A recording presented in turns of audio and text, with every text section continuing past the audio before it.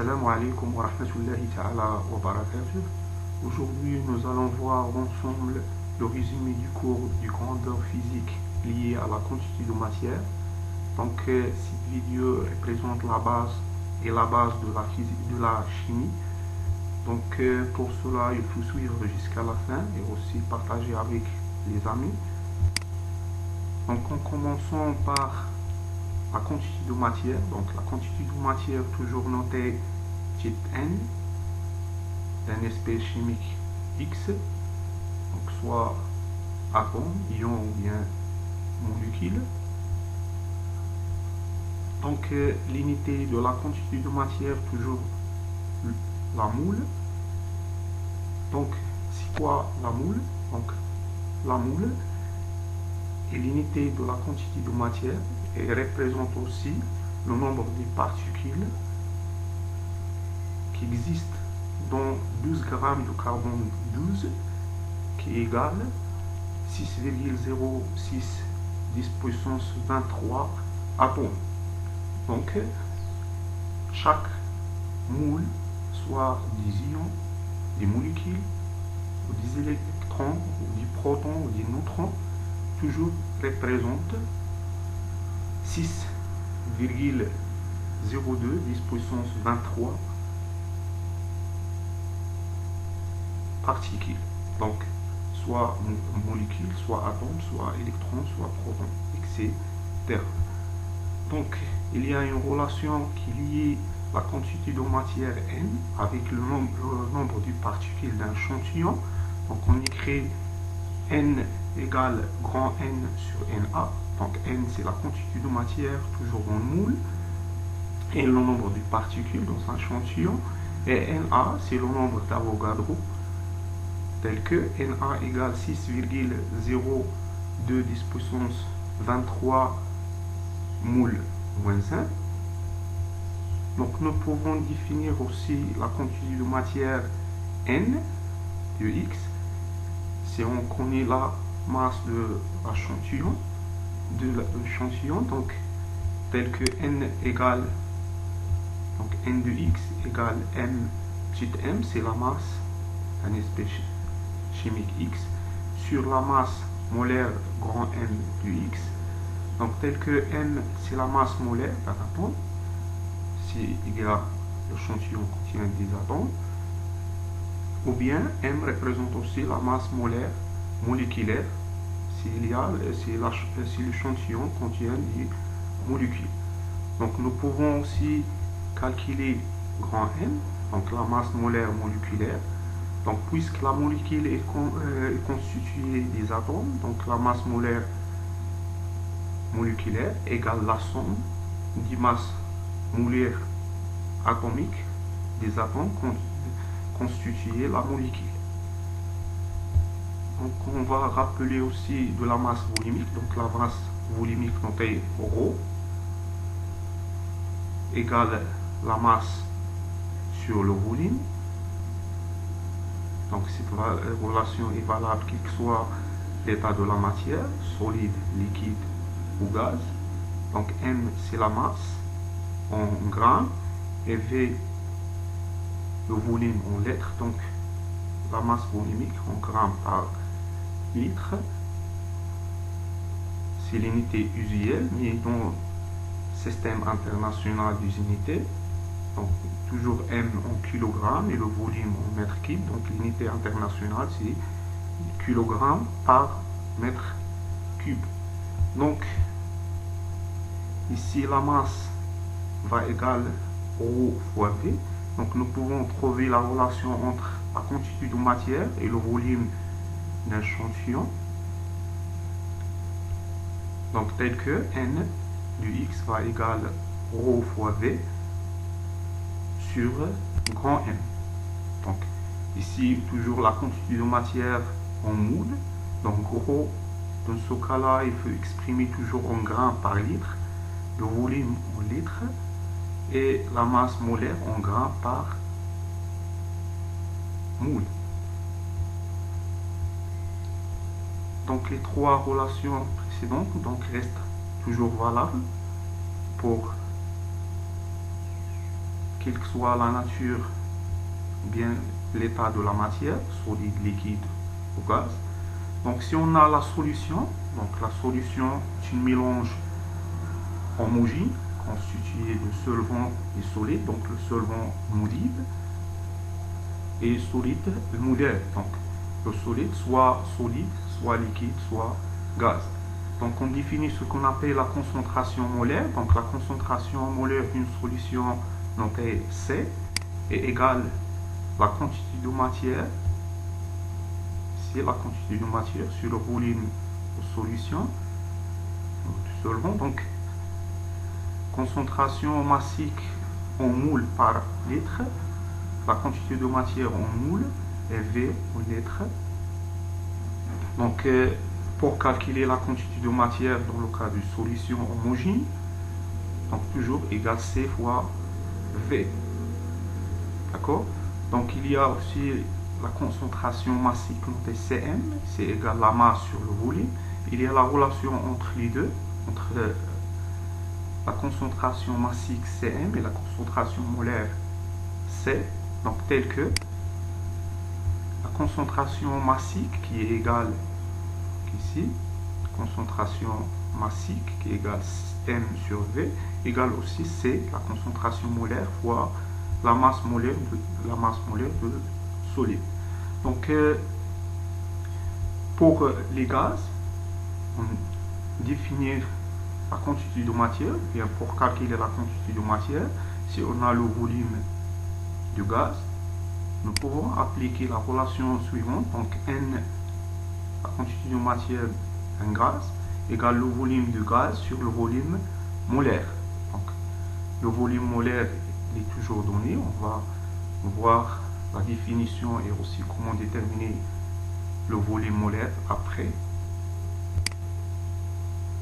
Donc pour maintenant la densité, donc la densité de la matière, notée toujours T.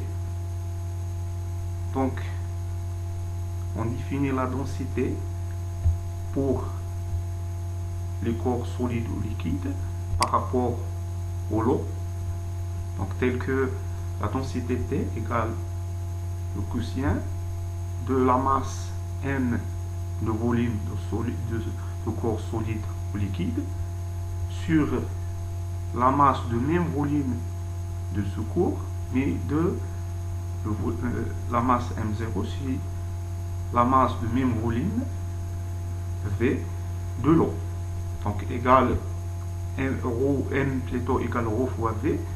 Donc on remplace ici par rho fois V. Et M0, la masse de l'eau, égale rho fois V. Donc de même volume, on simplifie par le volume. Il reste aussi la densité égale rho d'un corps solide ou liquide sur rho de l'eau. Donc rho de l'eau, الكتلة الحجمية للماء دائما 1 kg pèse 1 litre. Donc par conséquent, rho de l'eau il est égal 1 gramme par millilitre ou bien 1 kg par litre, ça fait 10 puissance 3 kg par litre. Donc il est donné. Mais la densité pour les gaz, il est défini toujours par rapport au l'air, par la relation suivante. Donc D égale la masse d'un volume V, un gaz quelconque, sur la masse du même volume de l'air égale rho de gaz sur rho de l'air. Donc nous pouvons remplacer ici rho par rho M fois V. Donc M aussi égale la quantité de matière fois la masse molaire. Donc ça fait N fois V fois grand N. Donc nous pouvons montrer que le rho fois Vm, ici il reste grand N, donc rho fois Vm égale 19 grammes par litre, plutôt 19 grammes par moule. Donc on va montrer que la densité du gaz, donc pour calculer la densité du gaz, on applique cette formule qui est simple. Donc, pour tous les gaz, on applique la formule qui est simple, c'est D égale la masse molaire du gaz sur 29. Donc 29, c'est ρ de l'air fois le volume molaire qui est égal 29 grammes par moule. Donc la densité est toujours sans unité. D'accord? Parce que ici, ρ sur ρ, on va simplifier par l'unité de la masse volumique ou bien de la masse. Donc D reste toujours sans unité.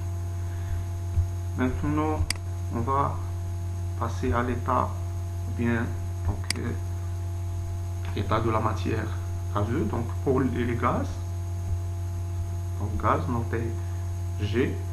Donc les formules suivantes sont concernées seulement les gaz.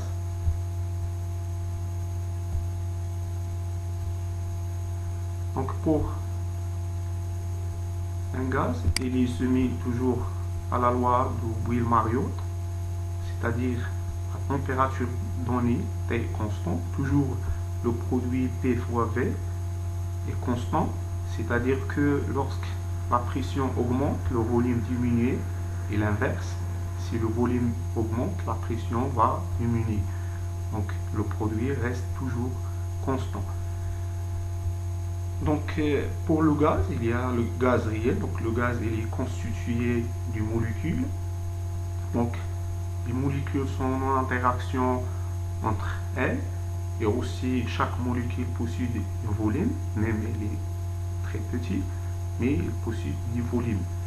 Donc en parlant du gaz parfait, donc on dit que le gaz réel est un gaz parfait si on néglige les interactions entre les ions, entre les molécules du gaz, et aussi si on considère, on suppose que le volume et le volume des molécules constituant les gaz sont négligeables parce que les volumes sont ponctuels, très très petits, donc nous pouvons négliger.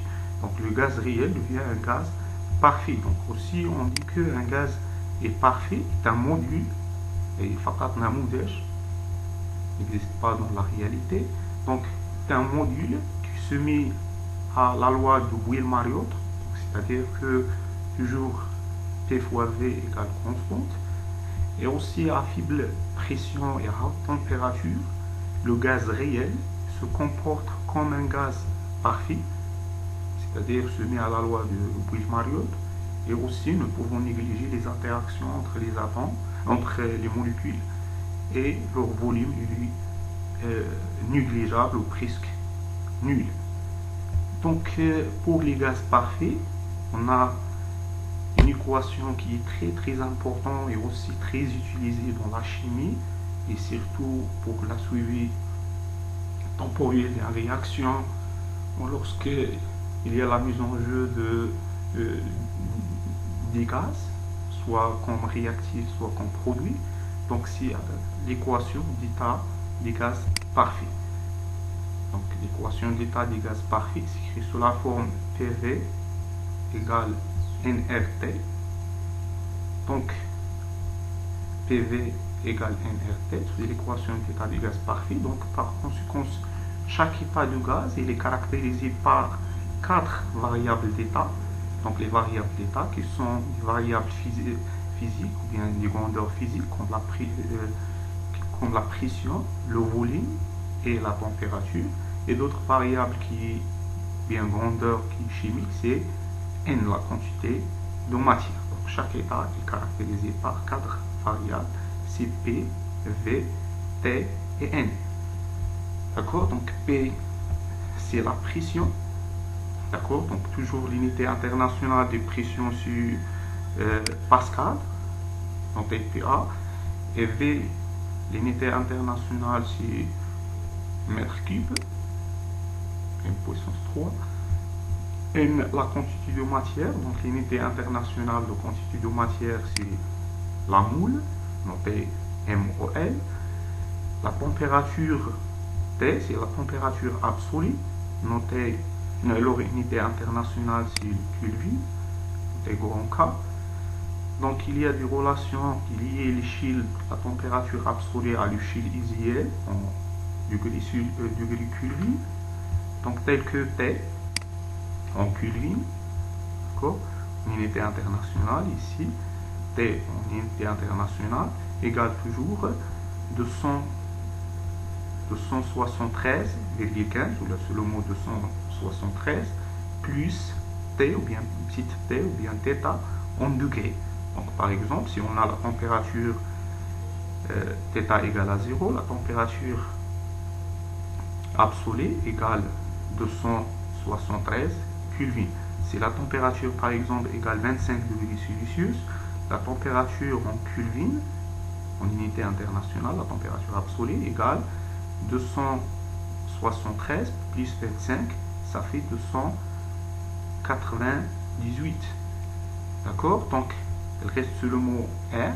Donc, R, c'est la constante du gaz parfait. Dans le système international des unités, égale toujours 8,314. Il est toujours donné. Donc, maintenant, nous pouvons revenir à la définition de volume molaire. Donc, le volume molaire, par définition, c'est le volume occupé par un moule de gaz.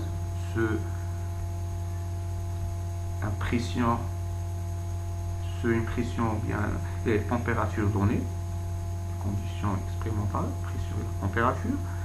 Donc, à partir de l'équation d'état du gaz parfait, nous pouvons définir le volume molaire. Donc, on remplace, c'est le volume occupé par un moule, donc ici un moule, et le volume V devient volume molaire noté Vm. Donc, par conséquent, Cn égale à 1, V devient Vm, donc Vm égale R fois T sur pi. D'accord? Donc, c'est le volume molaire.